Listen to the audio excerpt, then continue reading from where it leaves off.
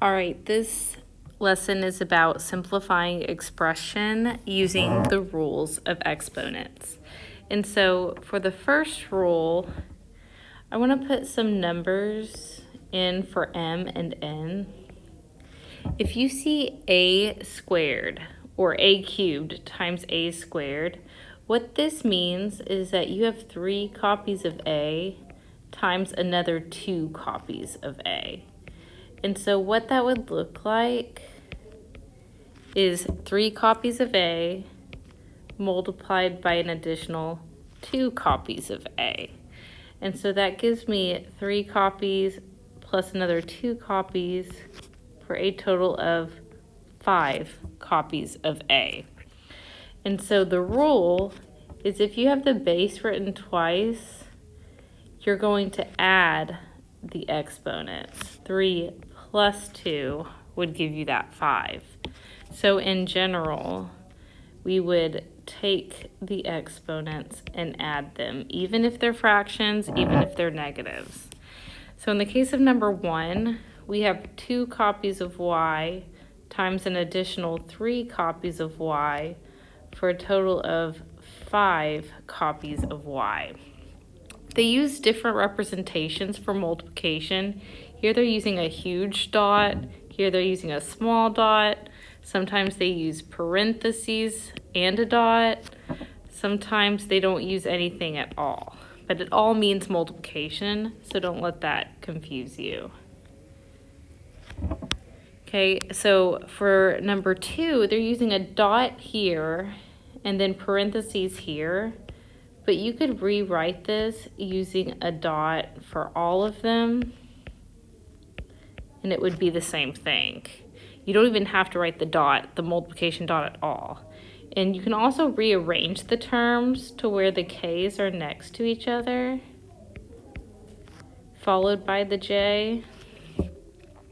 And then now we can simplify it using our rule of addition. If I were to expand this whole thing out, I would have 21 copies of k, but still 7 copies of j.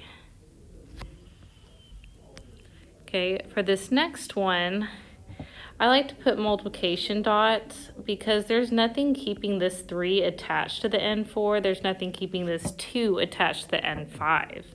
And so I like to rewrite it with the numbers out front, followed by terms that have letters. Okay, and so now this one has numbers, and so these are called coefficients, and we want to still multiply those. Okay, that still says 2 times 3. We don't want to add those. And so multiply those big numbers, the coefficients, but still add the little numbers on the exponents. And so something you'll hear me say a lot for these is multiply big numbers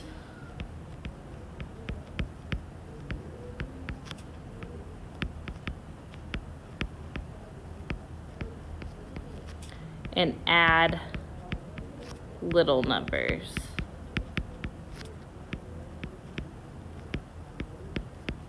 The big numbers refer to the coefficients. They're not bases, they're not exponents, they're just coefficients out front. And then the little numbers is referring to the exponents. Okay, so for number 4, the big numbers, the coefficients are -5 and -6. So I'm going to write those out front so I don't accidentally add them. And then I'm going to put the A's together. We got A6, A12. And then the B's together. And then this one doesn't have an exponent, so there's an invisible 1 there. And then we have this C at the end. Okay, and so when I simplify this, it becomes 30, and then we still add the little numbers. -5 times -6 is +30. Be careful for that. And then 6 plus 12 is, 18. And then 11 plus 1 would be 12. And then we have C. So that would be your final answer. 30A to the 18th, B to the 12th, and then a C. Now these last two problems are similar to what they ask on STAR.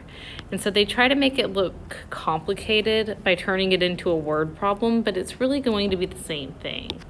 And so it says the length of a rectangle is represented by 3x squared y. The width of the same rectangle is represented by 2xy. What is the area? Okay, and so they assume you know that area for a rectangle is length times width.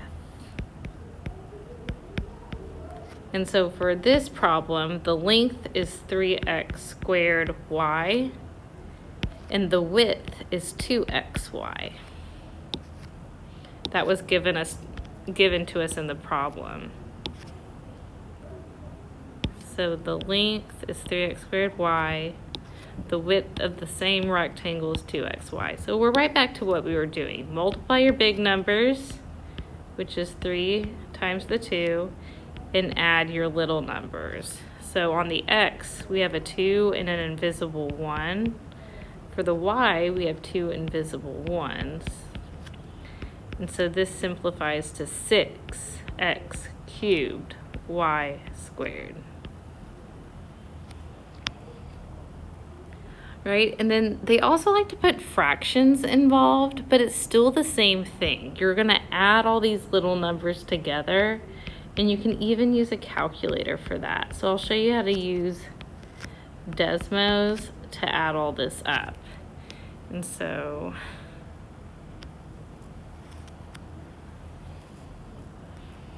you can type in that whole strand, 4 plus 5 plus 1 half plus 1.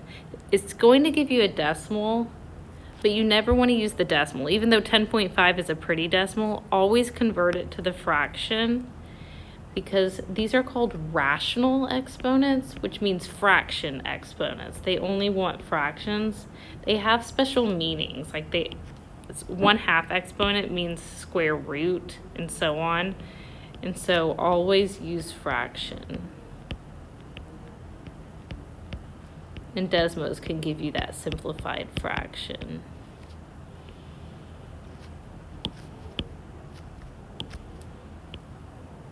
Right? And so that's as hard as it gets, the word problems and the fractions, but you can use Desmos for that.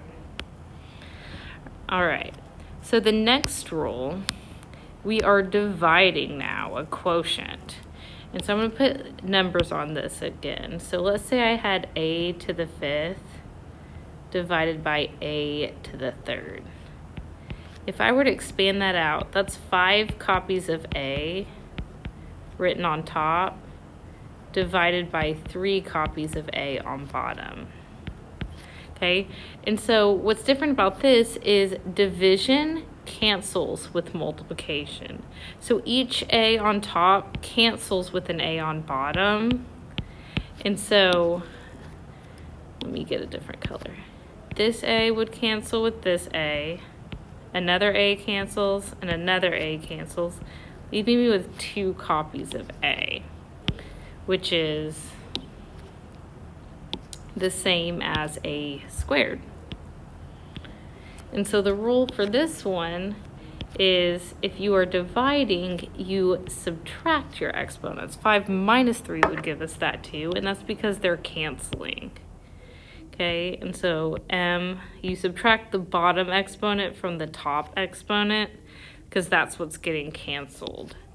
And so for our first rule, we were multiplying, and so we were gaining copies. So that's when we added the exponents. Whereas now we're dividing, and so we're canceling. We're losing copies, which is why we're subtracting. So in the case of number 7, we would subtract the 2 from the 4 and that would simplify to x squared. In number 8, we have 2 letters, but same thing. For the x, we would have 3 minus 2. For the y, we would have 5 minus the 2, which simplifies to x1, y3. And they've counted it wrong in the past if you put the 1. And so if you end up with 1 as your exponent, go ahead and simplify it and leave it invisible for your final answer. Okay, here we've got letters and numbers. And so just like with the multiplication, we multiplied big numbers, added little numbers. We want to divide the big numbers.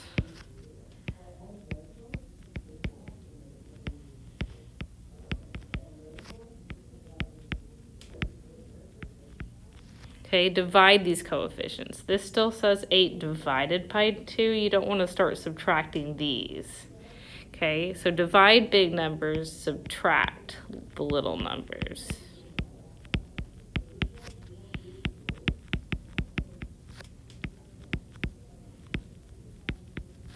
Okay, and so 8 divided by 2 is 4. And then for the m, we're still subtracting the bottom from the top. So I would have 5 minus 8. And then for the n, I would have 4 minus 7. Okay, this time we have more copies on bottom than top. And so when I simplify this,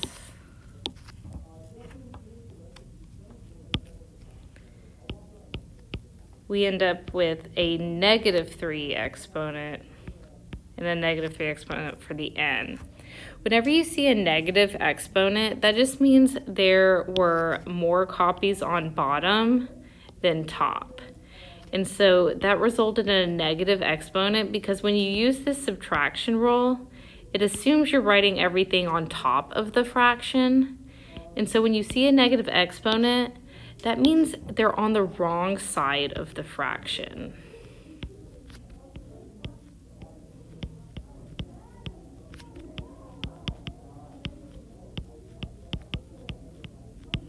And so what you want to do is you want to rewrite this to where you still leave the 4 where it's at, but you want to rewrite it to where the m and the n are on bottom with positive exponents. That's where they should have been.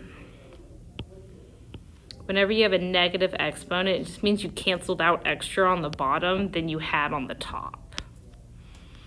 And so I like to think of negative exponents as unhappy exponents. They have negative attitudes because they don't like where they live. They live on the top floor. They don't want to live on the top floor. So we move them to the bottom floor and make them positive. They're positive because that's where they want to live. Okay, number 10, same drill. We're going to divide big numbers, subtract little numbers. And so when I divide 25 by 5, I get 5. And then for the x, it's going to be 4 minus 1. For the y, it's going to be 11 minus 5. And for the z's, it's going to be 8 minus 1.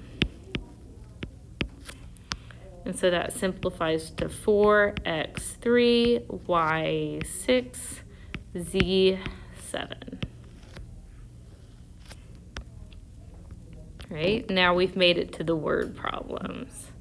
This time it says if the area of the rectangle is 56x10 y to the 11th inches squared, and the length is 8x cubed y4, find the width. So in the last problem, we were finding the area, so we multiplied. This time we have the area and we want to find the width. So now we're going to divide. Okay, the width is going to be that area divided by the length. Okay, and so our area is 56x10 y11. This inches squared is the unit, not part of the problem. And then 8x cubed y to the 4th. Color code, finding the width. We were given the area. We were given the length. And so now we're dividing, which is the same. We divide our big numbers. 56 divided by 8 is 7. And subtract our little numbers. 10 minus 3. And then for the y, it'd be 11 minus 4.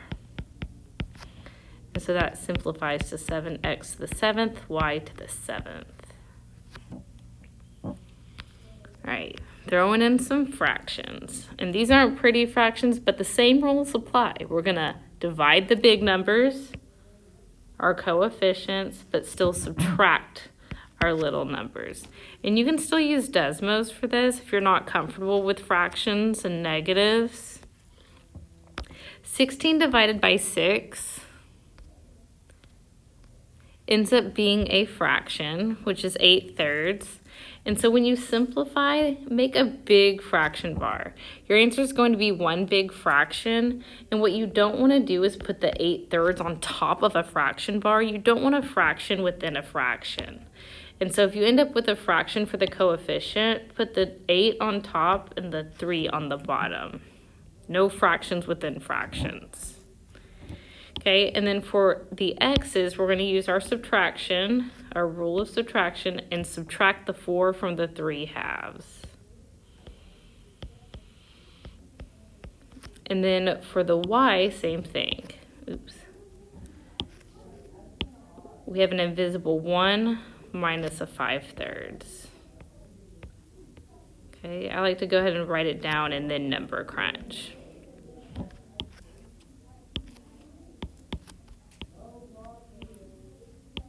Okay, so for the x, we can number crunch 3/2 minus 4, which gives us negative 5/2. We'll take care of the fact that it's negative in our next step. We're just going to write it down for now, the fraction. Remember, only use the fraction.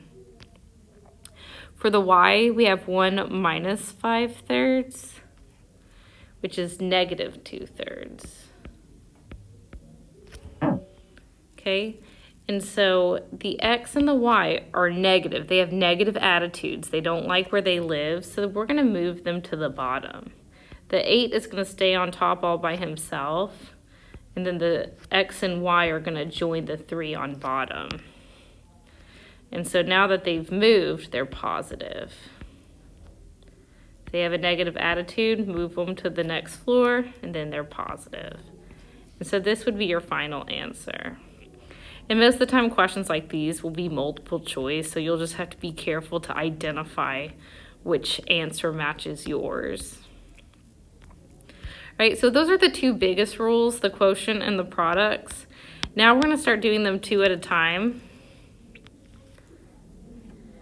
And so one rule is if you have 2 exponents on one base. Okay, if you see that situation, let's look at an example. If I had 8/3 to the power of 2, that means I have 2 copies of A3.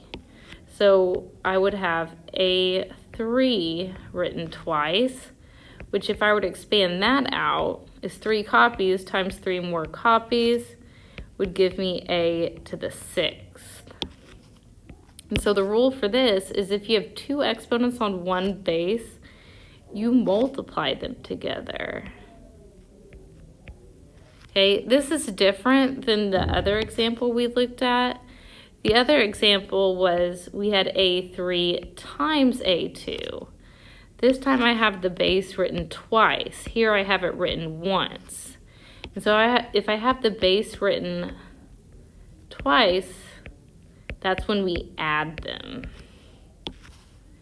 Okay, I get these confused all the time. So here you want to add, here you want to multiply.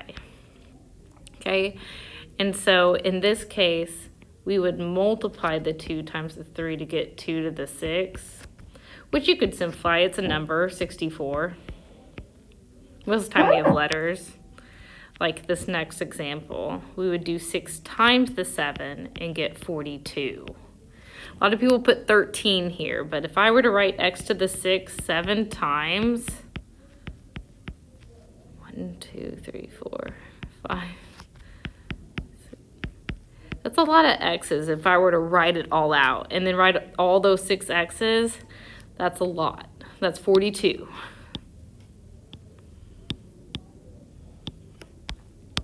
And then the other rule is if you have a product inside, so like AB to the M,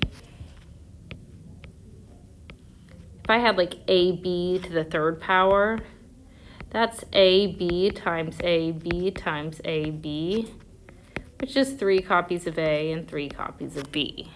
And so you get to distribute that exponent to each term in that product. If there was a plus sign in here, you would not be able to do this. We'll learn about that later, but for now, if they're being multiplied, you get to distribute. And so in this example, it's like this -7 is our A and this x 7th is to the B. So this 4 gets distributed to both. So -7 gets that exponent of 4, and then x to the 7th gets the exponent of 4. Okay, and so now here's another important note I need you to write, is never multiply a big number by a little number. Okay, this -7 is big, this 4 is little. It needs to stay that way. That is not -7 times 4, that's -7 raised to the 4th. And when you type that into your calculator, be very careful and make sure you put parentheses around the -7, because when you raise negative numbers to exponents, if that exponent's an even number, it's going to become a positive. And if you don't have those parentheses, it'll automatically tell you it's negative every time, which is incorrect. So -7 in parentheses raised to the 4th is positive 2,401. Okay, and then this 7 and 4 are both little, so those do get multiplied and become 28. Lots of places to make errors on this one. Okay, here we've got 4 terms inside the parentheses to distribute our 2. Okay, we have -3 gets the little 2, x to the 4 gets the little 2, y to the 8 gets the little 2, z to the 9th gets the little 2. And so we get to multiply all these little numbers together. If you have 2 exponents on one base, those exponents get multiplied together.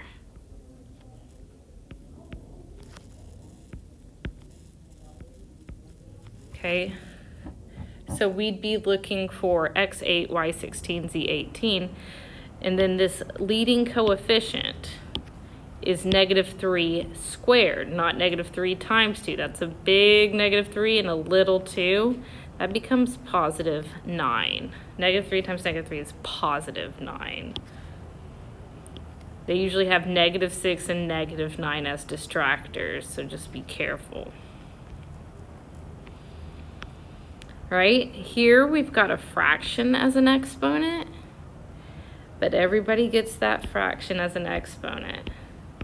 Okay, 3 places. And so that big 16 gets a little 1/2.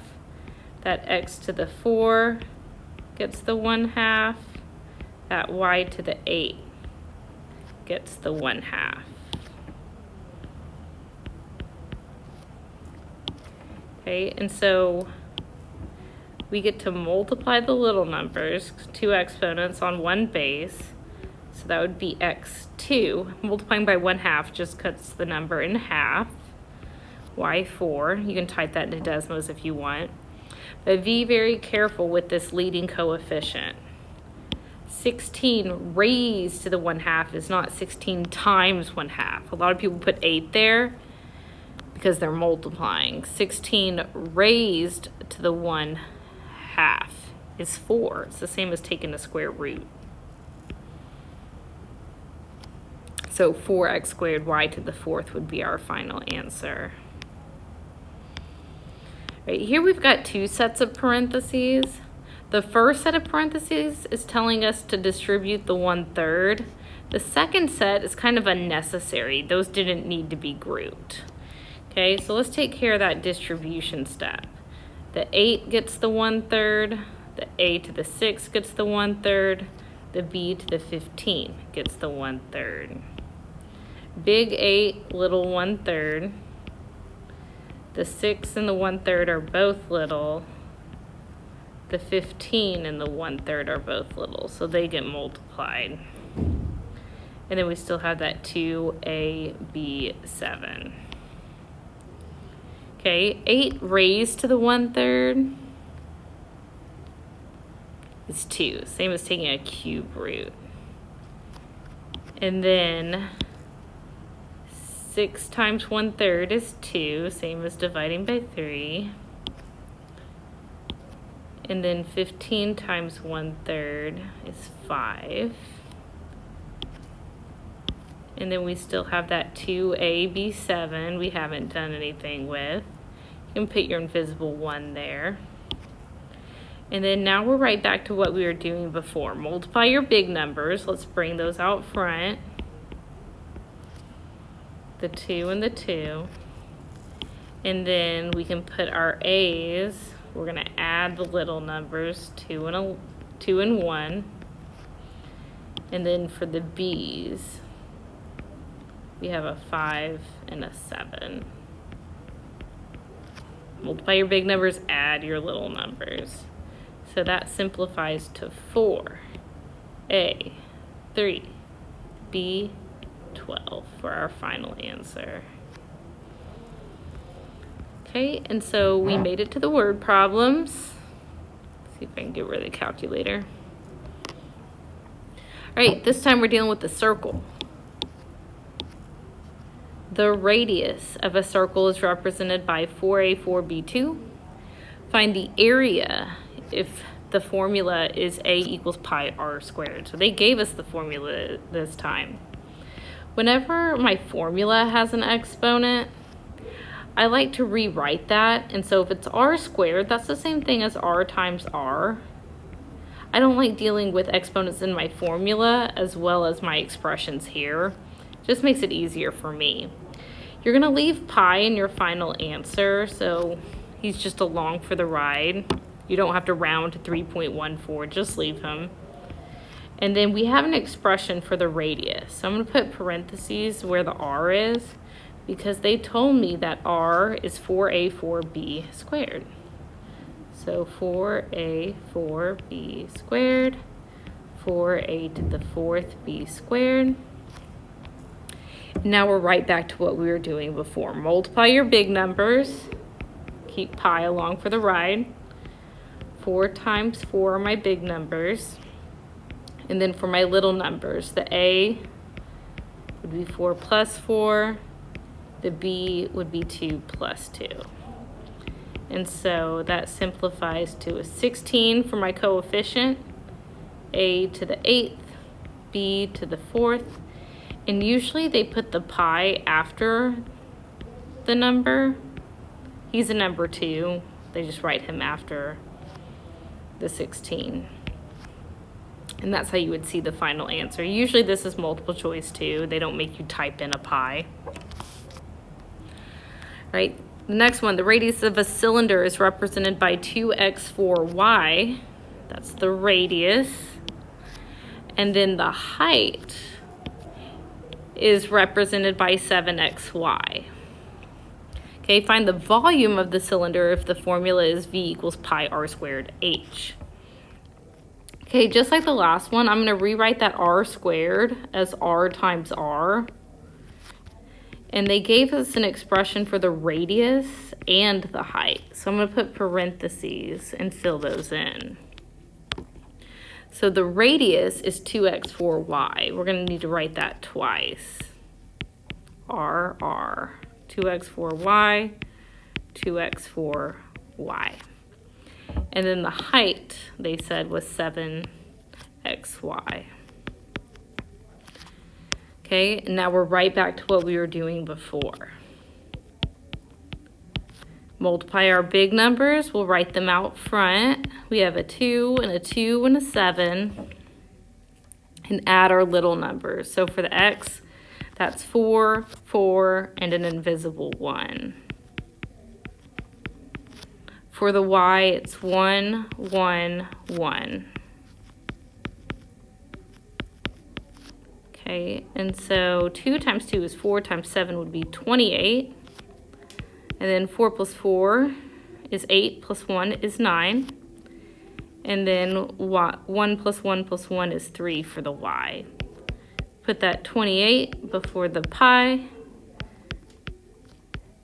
And then that would be your final answer.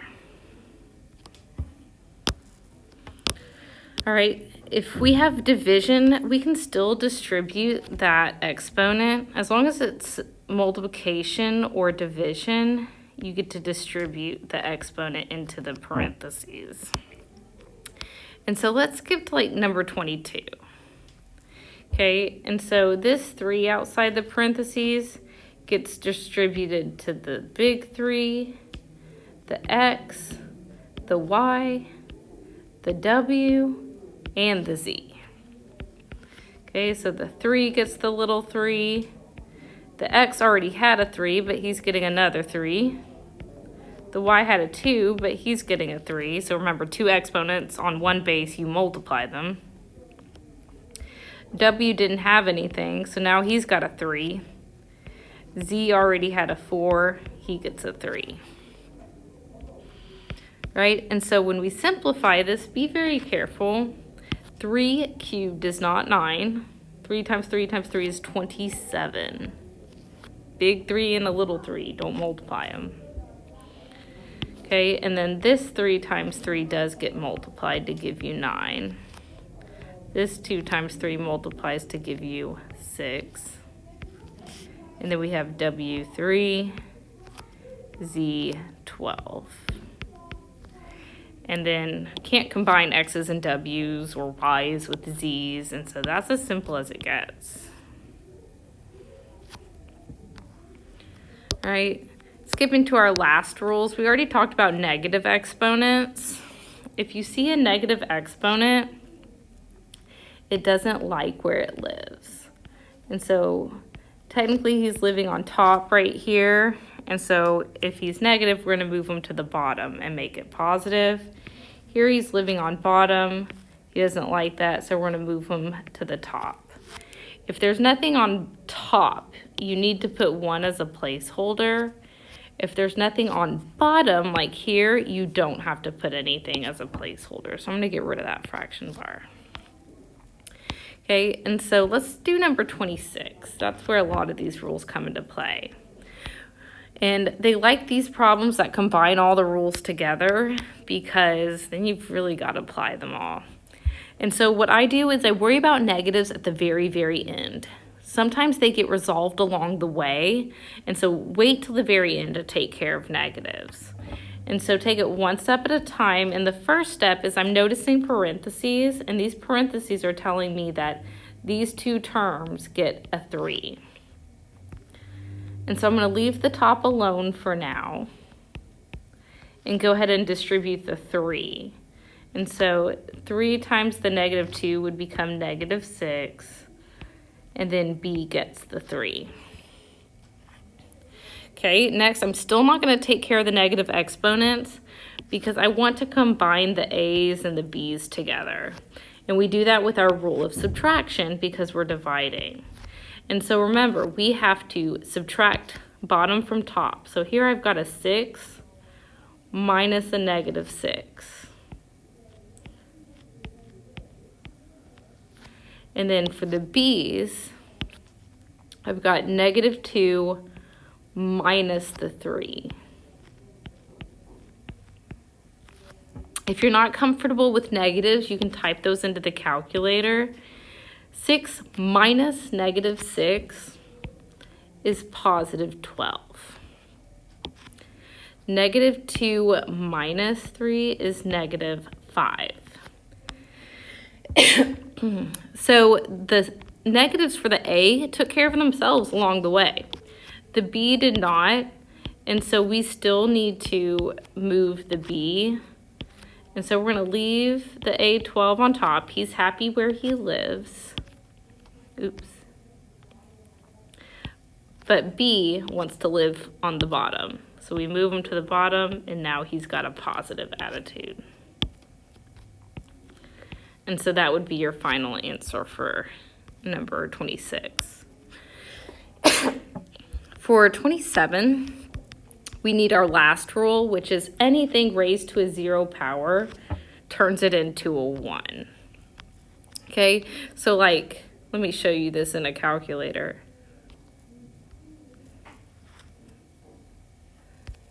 You could have a big, ugly number. Let me put in parentheses, 1, 2, 3. Just typing random stuff. If I raise that to the 0 power, it's 1. Okay, and so what they love to do is put these big, ugly expressions, like all this, raise it to a 0 power, turns the entire denominator into a 1. You don't have to distribute the 0. Everything inside those parentheses turns into a 1. For the top, we're distributing a 3 to 4 places. The 3, the A, the B, the C.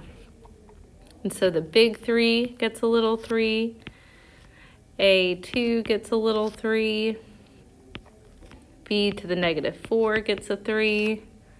And then C gets the 3. Right? 3 raised to the 3 is 27. 2 times 3 is 6. Negative 4 times 3 is negative 12. And then the only unhappy term is this B to the negative 12. And so for our final answer, he's going to move. Everybody else stays.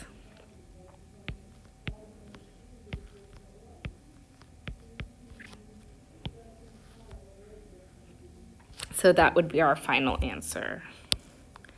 So let's go ahead and summarize these. These are on the star formula chart. For a product of powers, you are gaining copies. And so we're going to add the exponents. If you're dividing, you're going to lose copies. They cancel, so they subtract. Bottom from top. If you have 2 exponents on one base, that's when you get to multiply them. If you have a product inside an exponent or a quotient inside an exponent, this is the only time you get to distribute that exponent, not for plus and minus. We'll do that another day.